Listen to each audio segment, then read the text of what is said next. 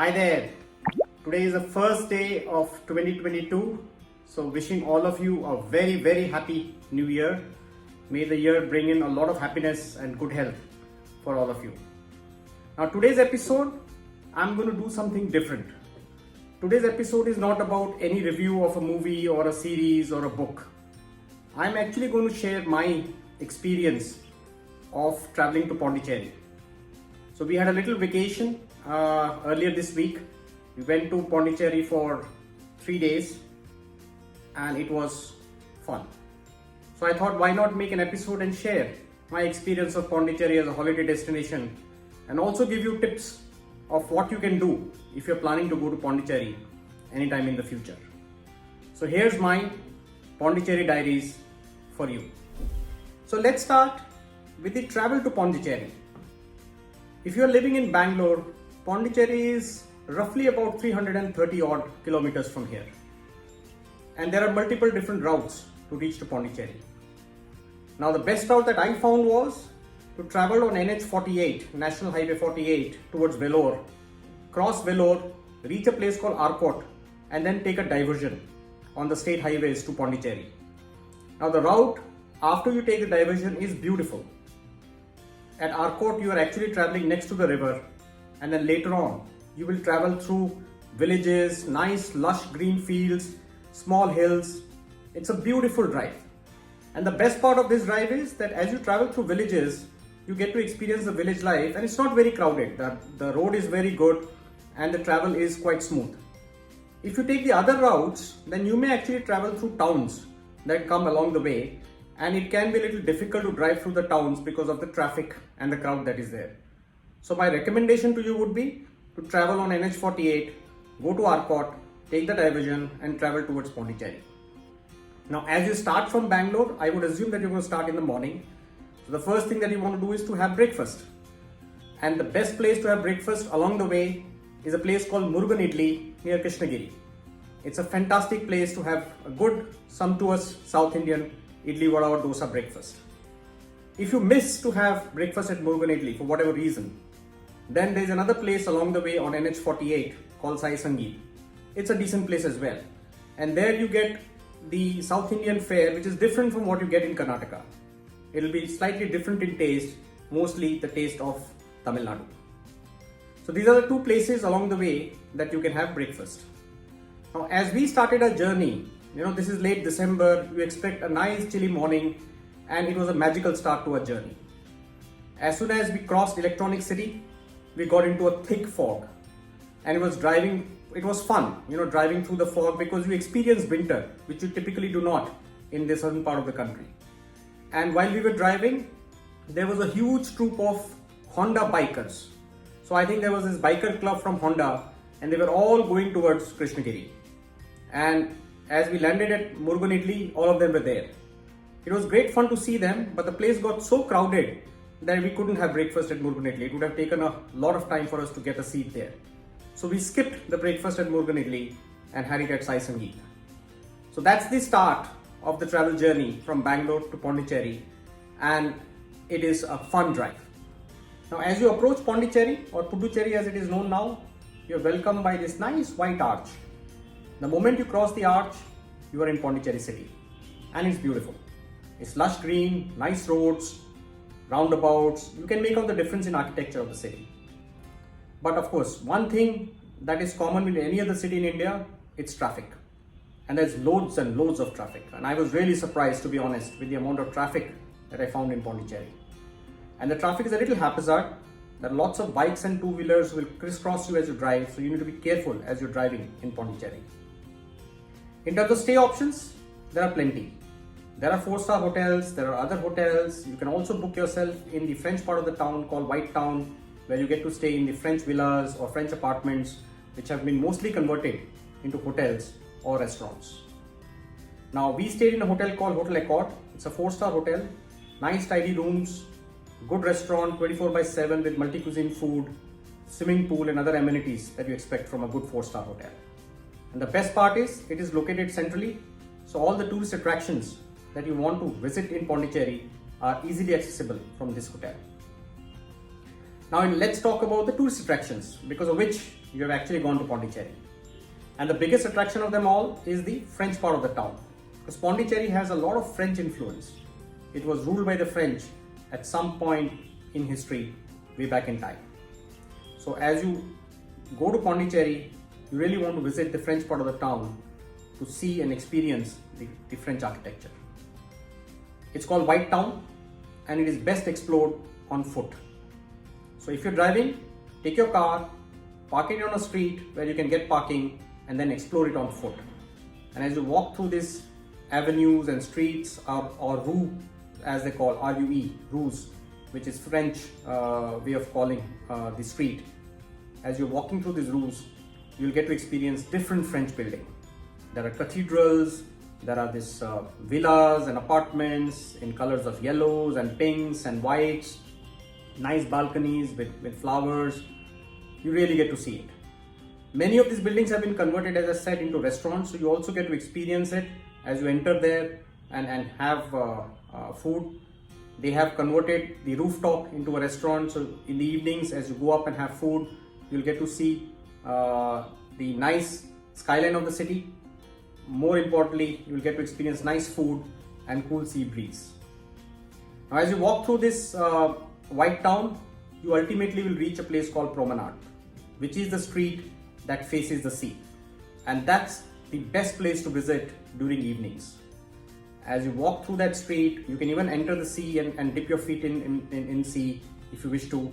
Otherwise, you can take a nice evening stroll on that sea with cool sea breeze hitting you and enjoying. Just a stroll. And you'll find lots of people taking stroll in the evenings. Now, there are a few attractions to see on this street. As you're walking on the promenade, you get to visit something called the French War Memorial. Now, this is a war memorial to commemorate the Indian soldiers who fought along with French in World War I. After the war memorial, you'll also get to see the old lighthouse. It's not functional anymore, it's under repairs, but there is some history attached to it which you get to see as you visit the lighthouse. There is a Gandhi memorial there where there is a tall statue of Mahatma Gandhi, beautifully right on the sea, right at the on the promenade facing the sea. It's a beautiful statue. And then there are nice restaurants to experience food. There is a place called Pondicherry, beautiful place. You book yourself a table there, sit outside and have good food in the evenings. As I said, with nice sea breeze, you will enjoy. There's also, if you like waffles, there's a nice waffles place. Small place. My sons were very keen to have waffles. So if you like waffles, there's a beautiful place. You can experience nice waffles there as well. Now, Whitetown is all about roaming on foot and experiencing these French buildings, cathedrals and other attractions. And if you are into shopping, there are these nice knick-knack shops that you can go and explore. Apart from obviously places to eat. Evening, there are lots of options to eat. You can actually get into a French villa or a French building which has been converted into a restaurant. And there are many different restaurants with very good ratings. They have multi-cuisine food, there is Italian food, there is French food, there is a little bit of Mexican food, Indian food, all kind of options are available. Couple of things to keep in mind as you enter and eat into these restaurants. One, you need to be patient because nothing is ready. As you order, they will make it and give it to you. So you get fresh food, hot, served to you, but it takes time. So you need to be patient, you need to really enjoy yourself, waiting for the food and then enjoy the food as it comes. And the second thing is, on weekends, it can get very busy. So you need to book your table in advance, otherwise you will not get the table to eat. So make sure that you check the ratings of the place that you want to go to, call up that place, book the table and then go and have food there. So that's the Whitetown. You can explore it on multiple evenings if you have time, on foot, really enjoyable place. Now the other major attraction in Pondicherry is a place called Auroville. It's a township on the outskirts of Pondicherry, about 20-25 kilometers, which was set up in the 1960s under the influence of Sri Aurobindo by a lady called Mira Alfasa, who is also known as the Mother. The township was basically set up to celebrate the principles of humanity and human unity. Here, any human can come and stay irrespective of their race, the caste, the creed, the religious beliefs or political influence. When the place was inaugurated in 1960s, people from 124 countries came to experience this and stay there. Today, it's a place to visit and also get to understand the spiritual experience that you can get by staying in Auroville. There are stay options also available. You need to book in advance for you to be able to stay in Auroville. But if you just want to visit, then actually the best time to visit would be to plan it in the morning, finish your breakfast and then drive down to Auroville Center. And as soon as you enter the center, the first thing that you can do is to experience and know about Auroville by watching through the video. There's a video auditorium, they play the video and they give you an explanation of the place. There's a small museum there, you get to experience the museum and how they've used nature to signify the qualities of human and human feelings. And then the major attraction in Auroville is the place called Matrmandir, which is a huge dome-like structure which is meant for meditation and gain spiritual experience. Now this dome-like structure is about a kilometer's walk from the visitor center. But as you take that walk, you walk through nature, you find these different trees, it's very lush green, and many of these trees are flower trees where flowers signify different human qualities. And as you walk through that, there are big stones kept there. There's a description of the flower and the feeling and the human quality that it signifies.